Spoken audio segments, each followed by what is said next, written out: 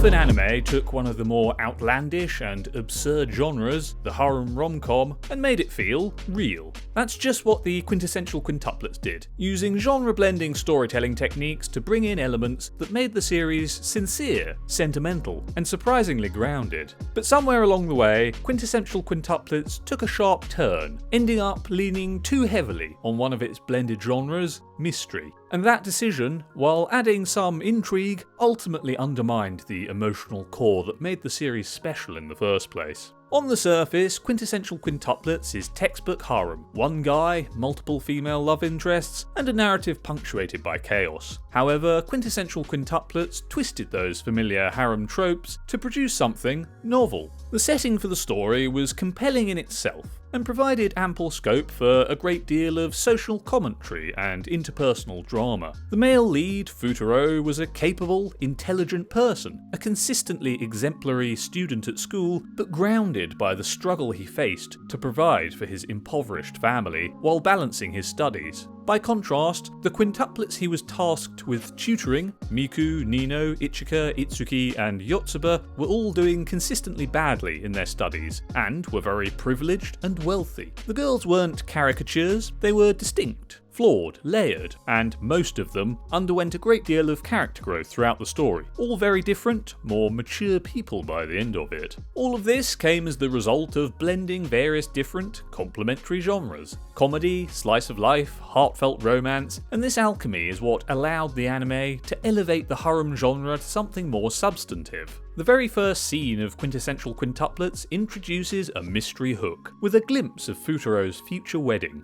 However, after this brief scene, there's no focus on the mystery of who Futaro's bride will be. Most of the story is spent in the present instead. That is, until the introduction of the plot point that one of the sisters met Futaro in the past, when she and he were young children. He held onto a photo of the two of them together from that time, unaware that the girl he befriended as a child was one of the quintuplets he went on to tutor. This more firmly established Quintessential Quintuplets as not just a romantic comedy, but a romantic mystery. The story was given an extra boost of energy because the mystery was intriguing, providing a new long-term hook to keep fans speculating and analysing. We wanted to know which sister it would turn out to be, on top of wanting to know which sister Futaro would actually end up with, and so this additional genre blend within the mix seemed well deployed. But the problem hit when the mystery element subsumed the romance element of the story. A romance story is built on emotional payoff. We follow the chemistry and tension of relationships, and when the story resolves, the satisfaction comes from completion of those emotional arcs. But the goal of a mystery is to surprise rather than emotionally fulfill an audience.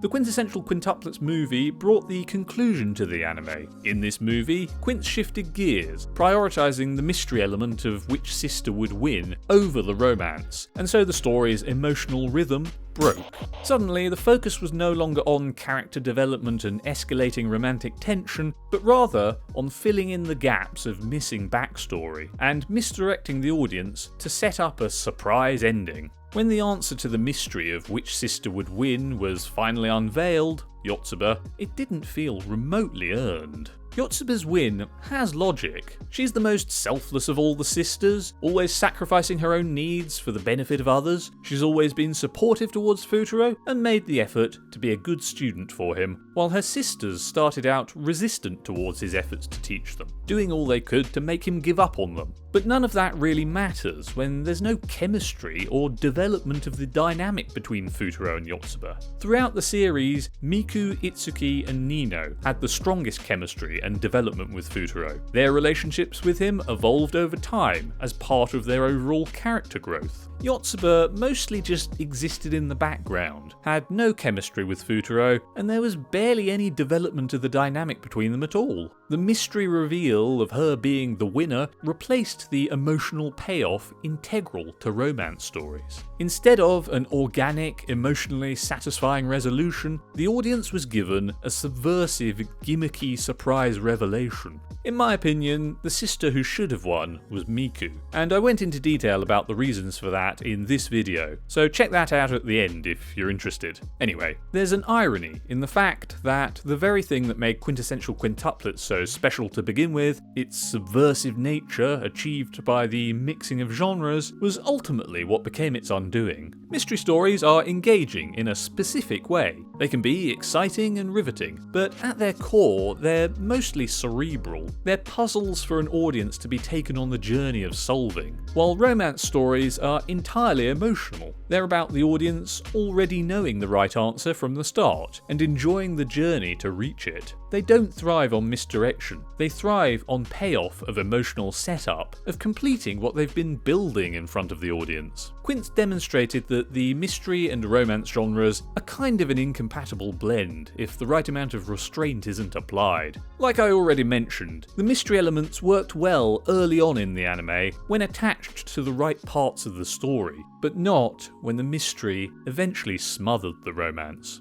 Quintessential Quintuplets should be commended for elevating its genre and providing something unique. It was able to innovate the harem genre, injecting it with more meaning and substance. But in trying to surprise the audience with the mystery of which sister would win, it lost the emotional authenticity that made it special to begin with. The end to a romance story shouldn't really be a surprise, but more a fulfillment of the expectations given to the audience. Quite simply, a payoff to what's been set up. This anime genre blended too close to the sun and plummeted to earth in a heap of twisted quintuplets. What a shame. Oh well. But what do you think? Do you agree with the points I've made here? Or do you think the mystery element complemented the romance of the story well? Let me know in the comments below. Leave a like if you enjoyed, and subscribe for more. Thanks for watching, see you next time.